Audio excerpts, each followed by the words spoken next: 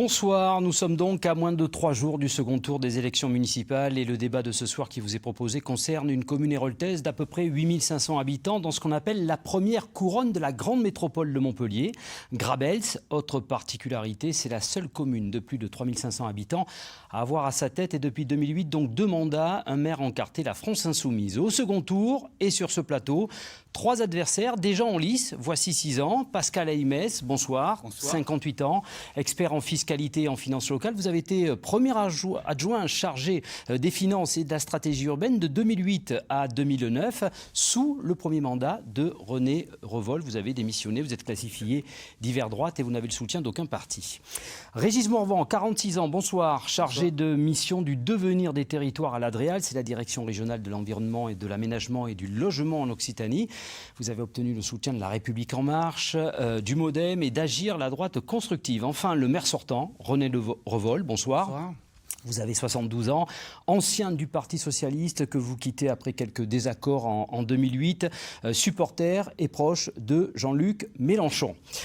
Voilà pour le décor, si l'on peut dire, et nous abordons un premier thème que nous avons voulu commun à l'ensemble des débats de ce second tour sur France 3 Occitanie. 3 mois et demi entre les 2 tours de ces municipales, une France confinée, confrontée à la pandémie, à la peur, mais aussi aux interrogations, au constat et à la réflexion. Alors, en tant que candidat et maire aux commandes, qu'est-ce que ces 3 mois ont apporté à votre manière de voir les choses à l'échelon d'une commune comme Grabels?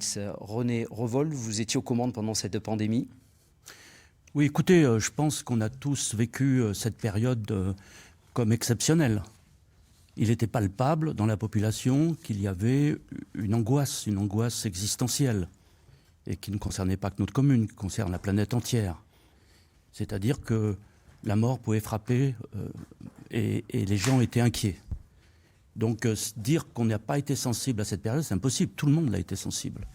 Est-ce que vous en avez tiré un enseignement et cela vous a fait voir les choses différemment pour... Moi, l'enseignement, je dirais, le premier enseignement simple, si vous voulez, que j'ai répondu à cette situation par l'action d'abord, en faisant que la solidarité du service communal puisse s'exercer au mieux auprès de tous. Et on s'est mobilisé, on a déjà connu les inondations, mais cette fois-ci, c'était autre chose. Donc on a fait ça. Et la deuxième chose, si vous voulez, c'est que ça nous interroge sur le fond. Ça interroge le mode de vie dans lequel on est et qui nous oblige à repenser les choses. D'ailleurs, c'est un débat aujourd'hui public et national. On ne peut pas se présenter à une élection municipale sans intégrer ce changement. Et ce changement, il aboutit à considérer finalement que nous ne pouvons plus mépriser l'environnement, que la vie humaine est la première chose, bien avant, je ne sais pas quelle référence je pourrais donner, je crois que c'est Jean-Jacques Rousseau qui disait « La vie humaine vaut mieux que l'argent ou la gloire ». Donc c'est un peu ces sentiments-là qui dominent aujourd'hui, c'est qu'on a besoin de construire quelque chose de neuf après cette expérience particulièrement forte.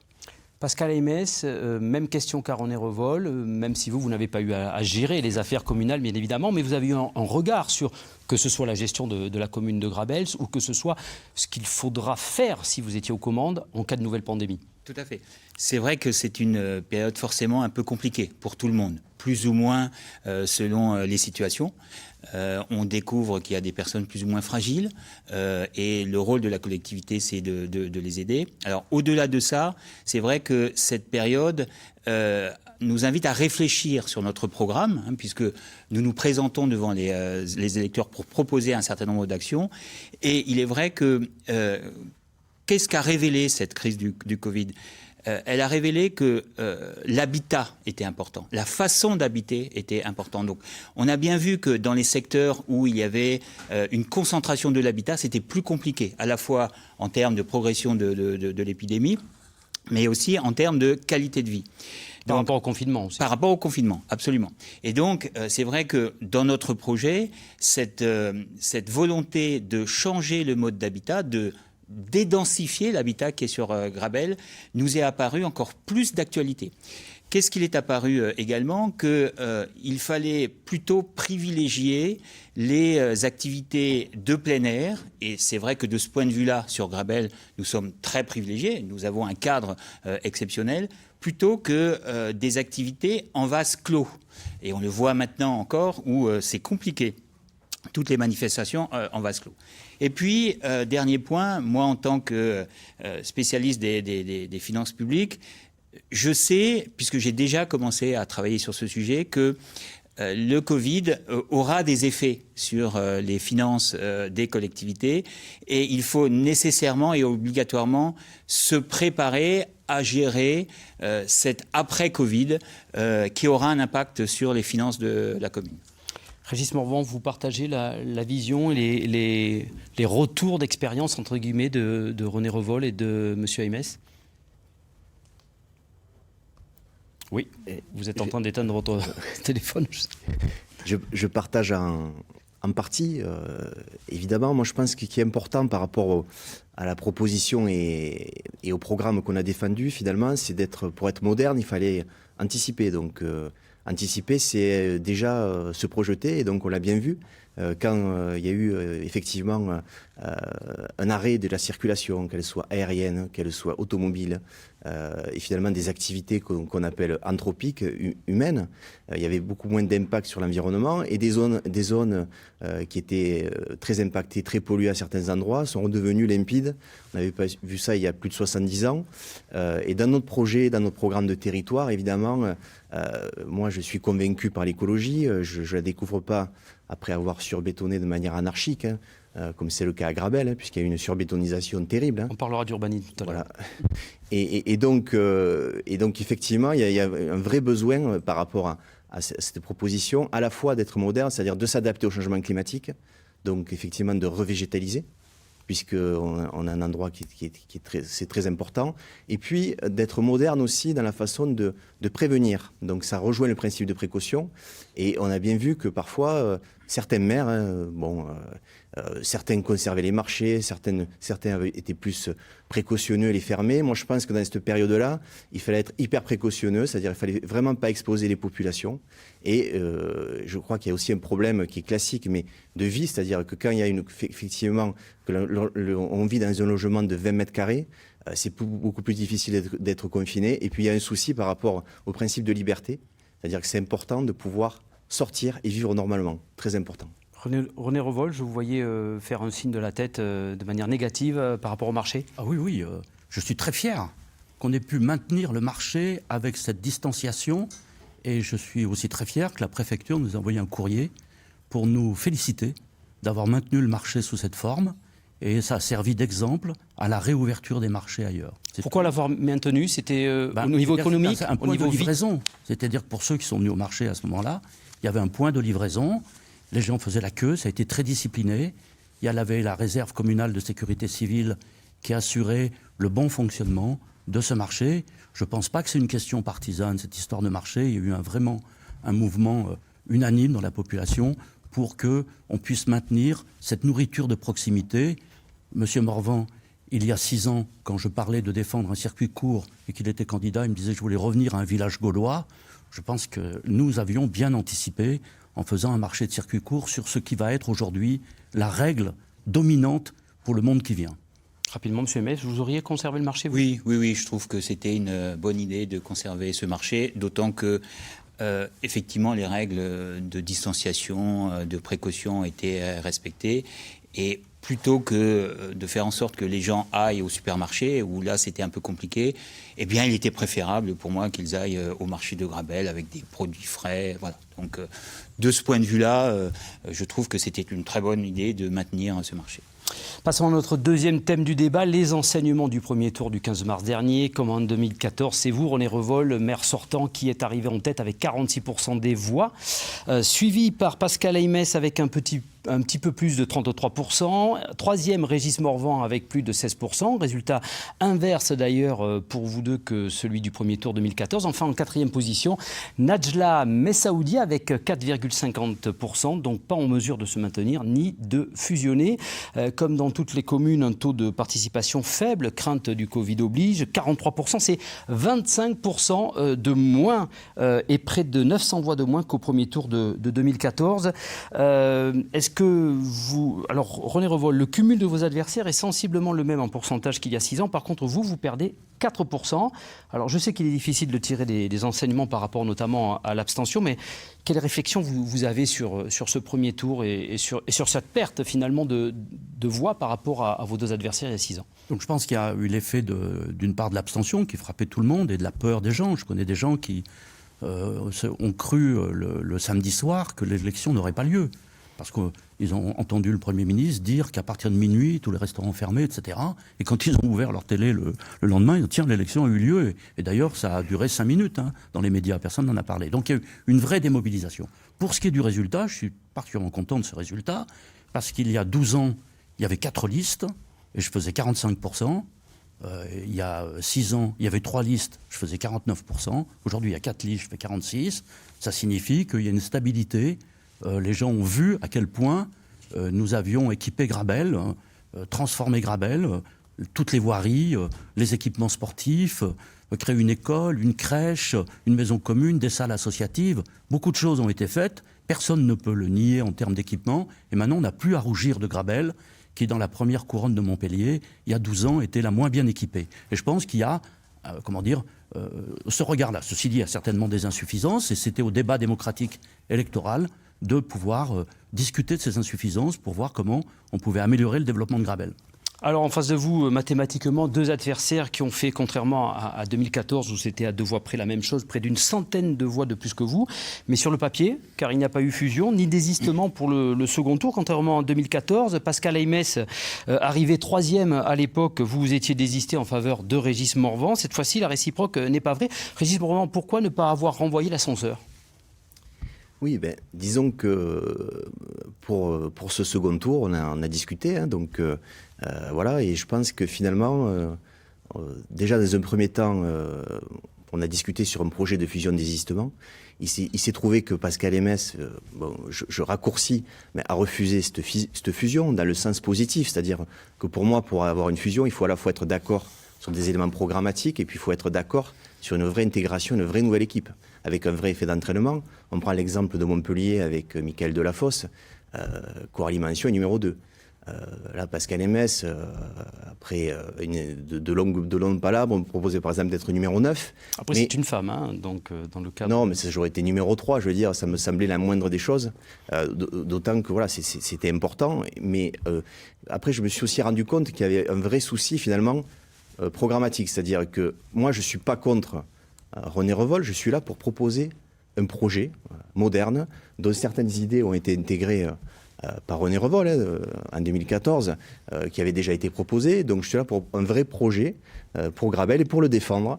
Et je me suis rendu compte finalement qu'à part d'être adversaire à René Revol, avec Pascal Aimès, on n'avait rien en commun. Voilà.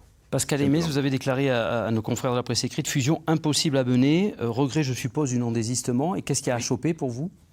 Alors, ce qu'il faut bien comprendre, c'est que, comme vous l'avez souligné, déjà en 2014, dans le match des challengers vis-à-vis de René Revol, j'étais arrivé 3e et je considère, moi, que pour battre René Revol, il faut un seul candidat au second tour, une seule liste au second tour. Donc en 2014, j'étais arrivé 3e avec un écart faible, il y avait 2,5 points d'écart et sans aucun état d'âme, sans aucun ego, je me suis désisté pour laisser le match entre René Revol et Régis Morvan. En 2020, il y a eu un engagement public de la part de Régis Morvan de se désister s'il arrivait 3e. Moi, je constate dans un premier temps que cet engagement public, cette parole donnée, n'a pas été respectée. Pour autant, je n'ai pas fermé la porte à la discussion, à la négociation, puisque nous avons engagé effectivement des discussions dans le cadre de la fusion. Le problème, c'est que les positions étaient éloignées. C'est-à-dire qu'il y avait des propositions ou des prétentions de Régis Morvan qui, pour moi, étaient inacceptables. Sur la place ? Sur le nombre de conseillers, 10 sur 21 ou 22 éligibles, 4 adjoints, 1 conseiller communautaire, alors même que les Grabellois, en 2020, ont clairement choisi le challenger. Entre 33% et 16%, il n'y a pas photo. Et donc moi, je souhaitais que dans le cadre de cette fusion, ce choix des Grabellois de me placer en challenger principal transparaisse dans la liste fusionnée. Donc du coup, on a passé beaucoup de temps à discuter, plus sur des places, des postes, etc. On va synthétiser, oui. Voilà. Et donc, au final, cette fusion n'a pas pu se faire. Et moi, je regrette du coup que cette fusion n'ayant pas pu se faire, Régis Morvan se soit maintenu, ce qui fait objectivement le jeu de la liste de René Revol. Ce qui peut paraître surprenant, ce maintien, quand on sait que Régis Morvan est soutenu par La République En Marche. Alors, troisième thématique de ce débat, et l'un des axes forts d'ailleurs de vos programmes à tous les trois, c'est l'urbanisation. Vous en avez d'ailleurs parlé à certains moments depuis le début de ce débat, et donc l'environnement de Grabels.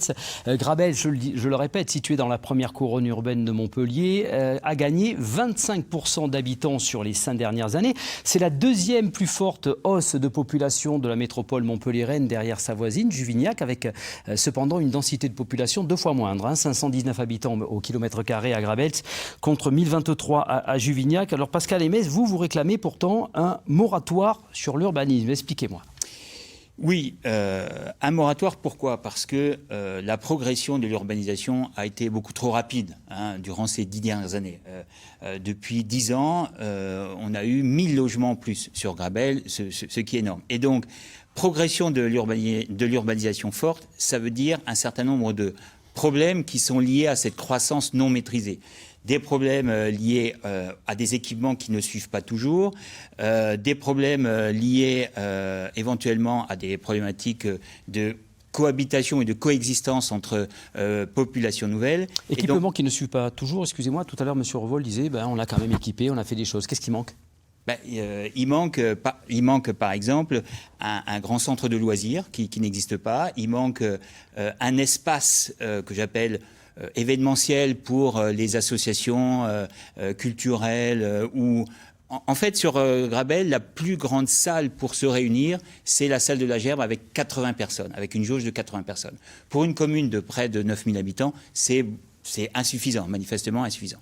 Et donc, moi je dis pourquoi moratoire ? Parce qu'il faut éviter d'éclater la commune en 3 pôles qui ne sont pas reliés entre eux. Si les projets de René Revol se concrétisent, avec Gimel et plus de 1000 logements, on aura un éclatement de la commune en 3 parties. Et une commune éclatée en 3 parties, ce sont des problèmes difficilement gérables. Régis Morvan, vous dénoncez vous aussi, je cite, une accélération de l'urbanisme et du logement sans que soit pris en compte l'environnement, les paysages, déplacements. Finalement, vous avez un point commun tous les deux, contrairement à ce que vous disiez, M. Aymès. Monsieur Aymès a copié largement notre programme, il n'a pas beaucoup d'idées, donc c'est sûr qu'on arrive à avoir quelques points communs forcément. Mais pour ce qui est de la bétonisation, c'est quelque chose que je dénonce depuis longtemps, dès ma candidature en 2013, parce que en fait c'est à plusieurs effets. Effectivement, quand on regarde les chiffres de l'INSEE, donc entre 2006 et 2017, c'est assez énorme, c'est-à-dire qu'on passe de 3200 logements à 4300 et quelques logements. Donc on a un taux de croissance de logements sur Grabels qui est de 5% par an, alors qu'en moyenne nationale, on est à 1% par an. Idem pour la densité est pourtant plus faible qu'à Juvignac, je le disais tout à l'heure, c'est pratiquement du simple au double. La densité est plus faible qu'à Juvignac, mais si vous regardez l'accélération de la pente, elle est assez énorme. Entre Grabels en 1968 et Grabels aujourd'hui, la densité a été multipliée par 10. Et nous avons beaucoup plus d'espace naturel. Et donc, j'allais dire, voilà, il y a vraiment un vrai sujet. Et il y a un autre sujet qui est pendant à cette bétonisation, c'est l'environnement, l'écologie et la prévention des risques. Quand on sait qu'en 2014, 80% des dommages ont été le fait du ruissellement urbain, c'est avec lié des inondations. Avec des inondations extrêmement terribles. Il faut savoir que 570 foyers ont été sinistrés. Une soixantaine de personnes ont été placées en hébergement d'urgence. Voilà, il y a un vrai sujet. Et donc, tout ça est lié. Et puis après, il y a un autre... Pour coiffer le tout, c'est le projet de territoire. Où est le projet de territoire ? L'équilibre. René Revol, vous ne partagez pas, je suppose, bien évidemment, ce reproche sur les logements. Vous avez laissé trop construire ? Pas du tout. Tout ça, c'est de bonne guerre quand on est dans l'opposition. Ça se produit dans toute la couronne de Montpellier. Vous prenez les gens d'opposition. Dans chacune des communes, ils dénoncent la bétonisation. Donc il faut essayer d'avoir une vue un peu plus haute et un peu plus large. La première couronne de Montpellier subit la pression démographique et foncière urbaine tout à fait classique. Et justement, nous avons mis des plus de outils 25% en de place. population, Gagné. Voilà. Nous avons mis en place des outils qui permettent de maîtriser cette urbanisation. Ça, c'est la première chose que je voudrais dire. Ces outils sont importants et ont porté leurs fruits, parce que si je regarde l'évolution, par exemple, vous parliez de Juvignac, indépendamment de la densité, je ne veux rien dire contre mon collègue de Juvignac, mais surtout que ce n'est pas lui, avant. Il y a 15 ans, on était entre 5000 et 5500 habitants. Aujourd'hui, nous, on est 8500. Juvignac, ils sont 11 000. Donc on peut considérer que on a maîtrisé ce développement.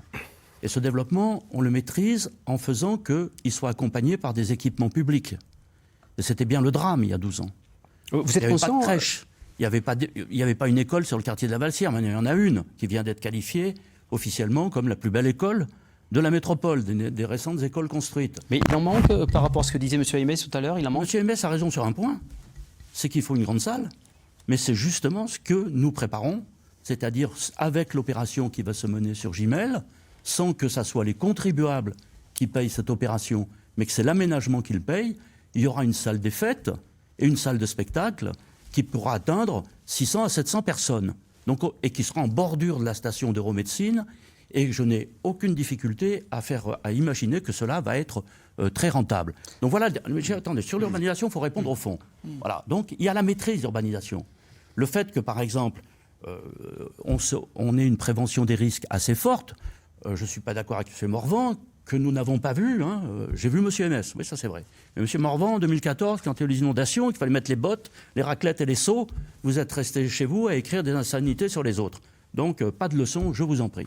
Donc, pour la prévention des risques, on a mis au point un certain nombre de dispositifs et Grabel, par la préfecture, a été qualifié comme exemplaire, réserve communale, mobilisation. Lorsqu'il y a eu l'incendie de 2017, nous avions la culture du risque et nous savions réagir. 80 Toujours hectares, sur l'urbanisation. 80 hectares de détruits en Oui, septembre 80 2017.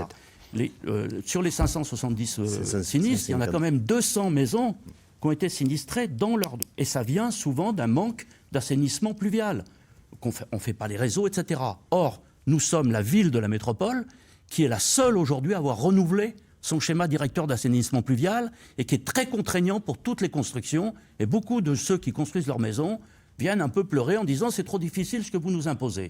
Nous imposons ça. Et enfin, dernière chose. Mais alors, je revendique. J'ai fait passer les logements sociaux de 100 à 536.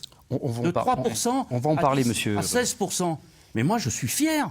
Je suis fier d'avoir permis à des familles d'avoir un toit. Je suis fier. On va parler du social, monsieur. Non, mais c'est pas du social, ça, c'est la survie des gens. Quand votre loyer représente 60% de votre revenu, vous ne pouvez pas vivre dans cette métropole.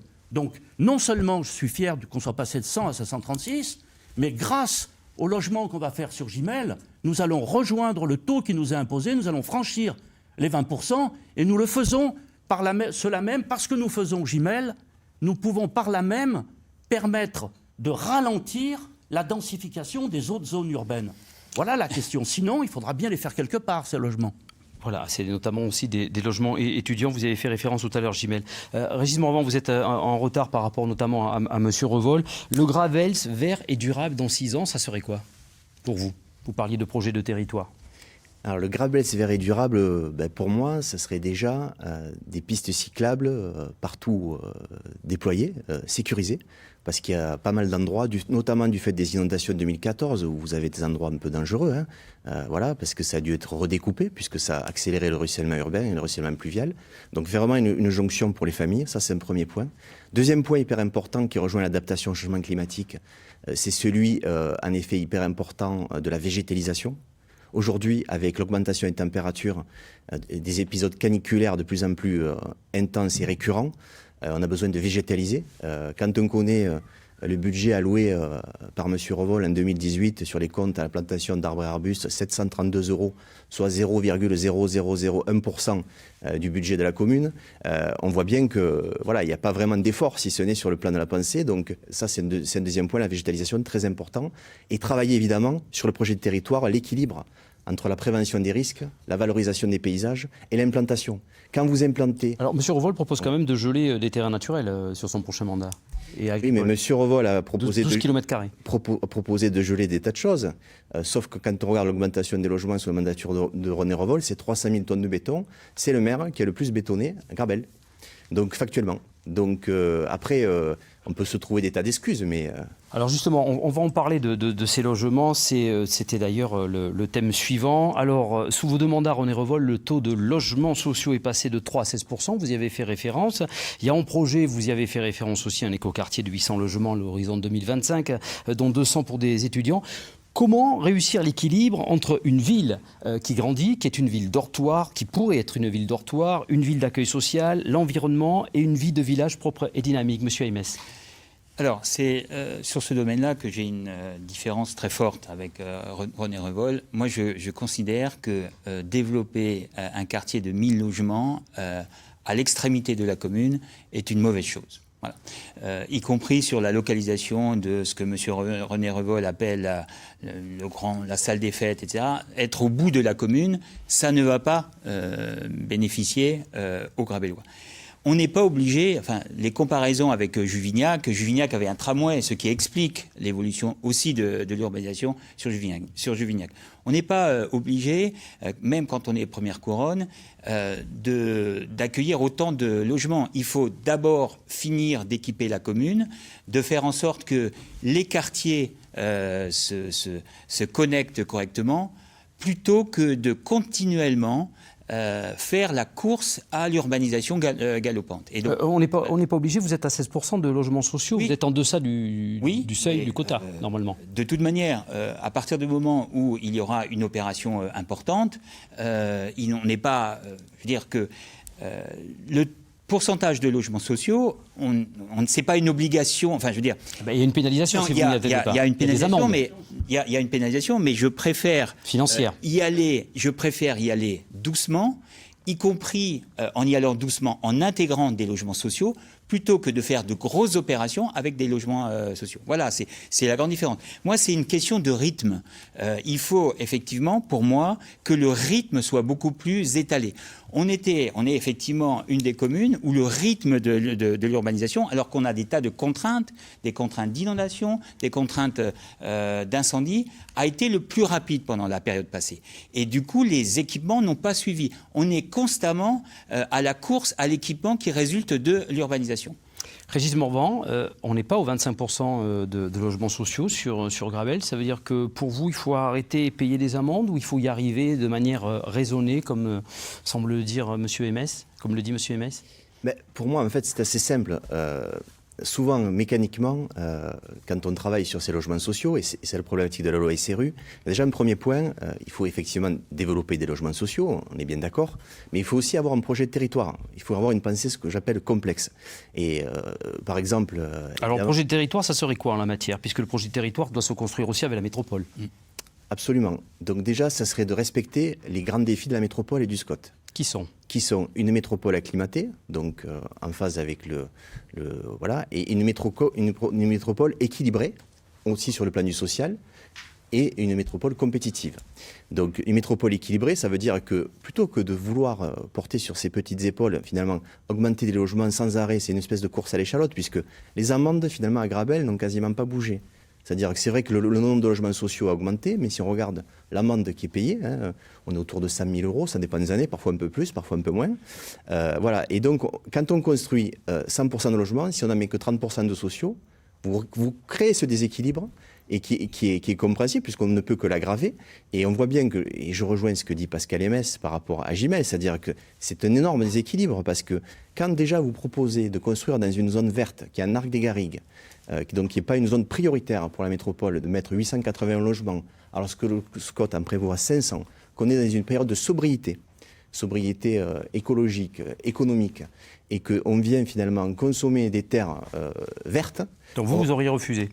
Non, moi, moi j'ai voté contre ce projet à Gimel, clairement, et moi je pense qu'il faut le réaménager, et que ce n'est pas raisonnable parce que ça crée, pour être tout simple, vous avez 4200 logements, vous en rajoutez 800, parce que 900 d'un coup, faites votre calcul.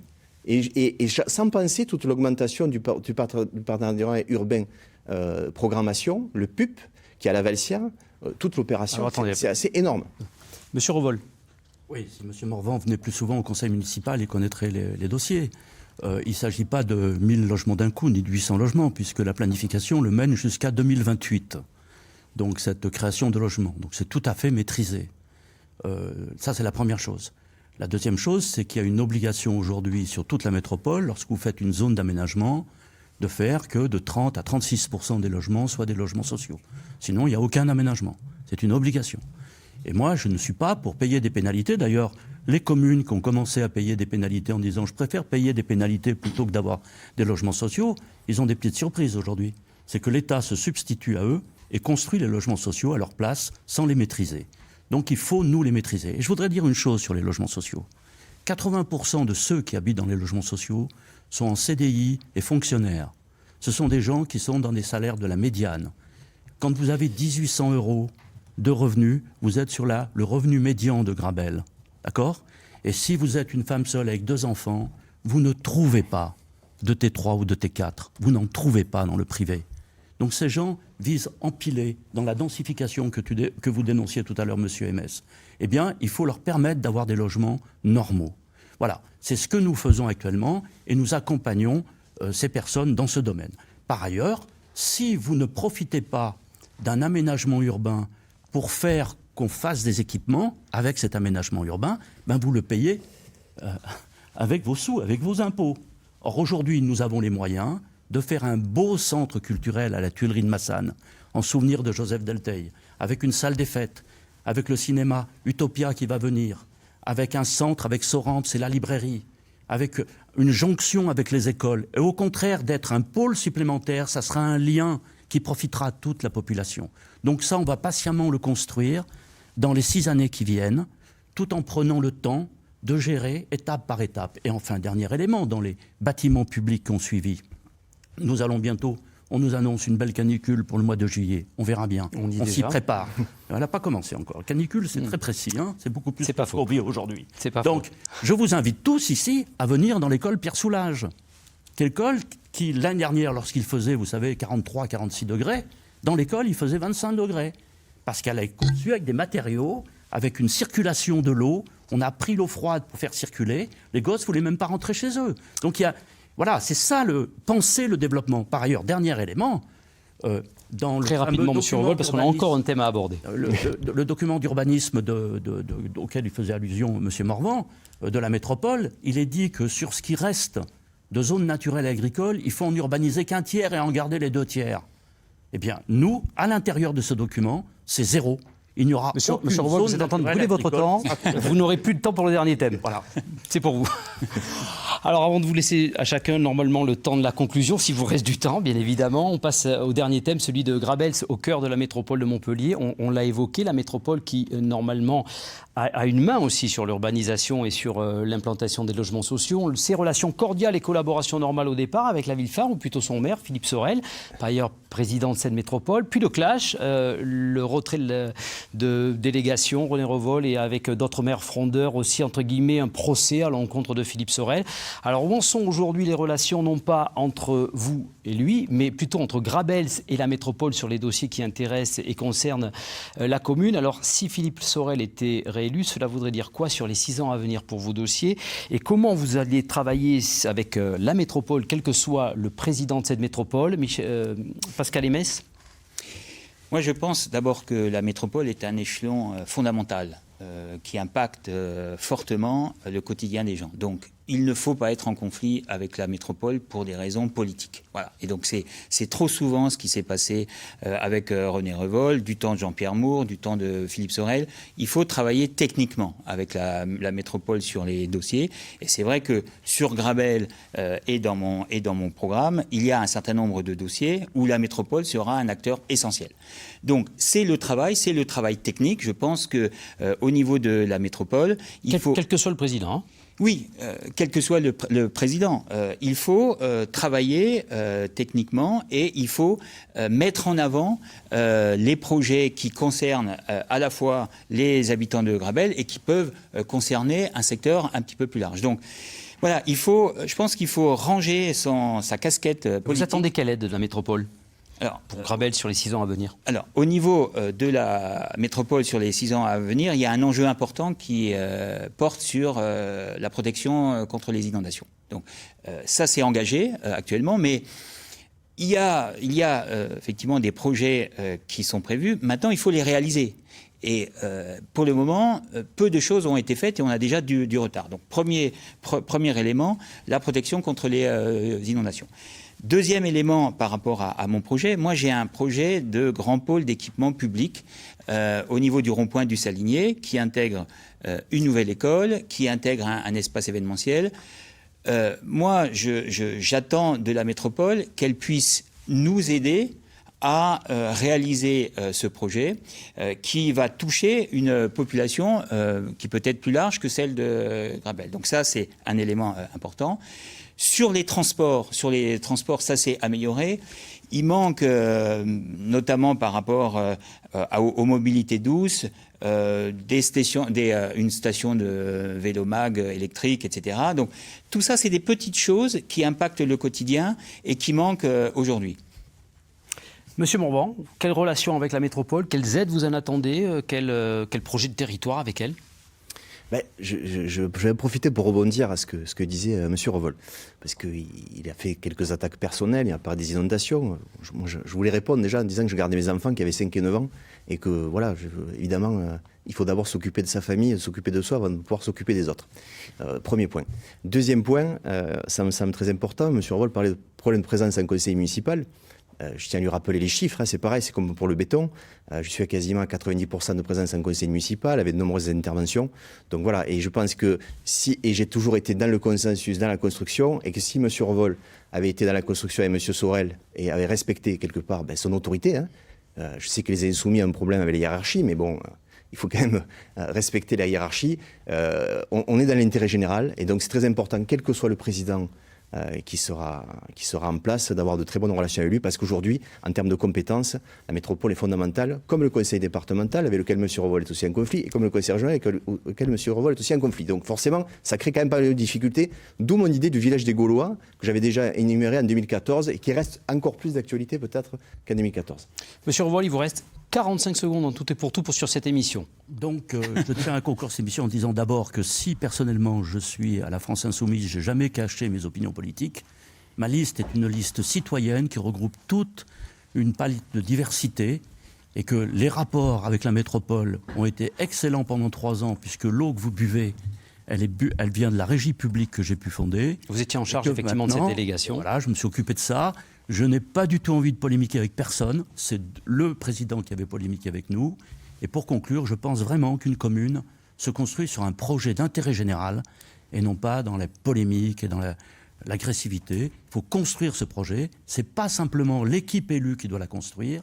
Elle doit la construire avec les citoyens. Et je pense que l'enjeu qui vient, c'est la transition écologique et le conseil citoyen qu'on va mettre de la transition écologique. Merci, Monsieur Revol. Il reste uniquement du temps de conclusion pour Monsieur Aymès et Monsieur Morvan. Donc, Monsieur Aymès, que direz-vous aux abstentionnistes du premier tour de votre camp ou encore indécis pour venir voter pour vous dimanche prochain?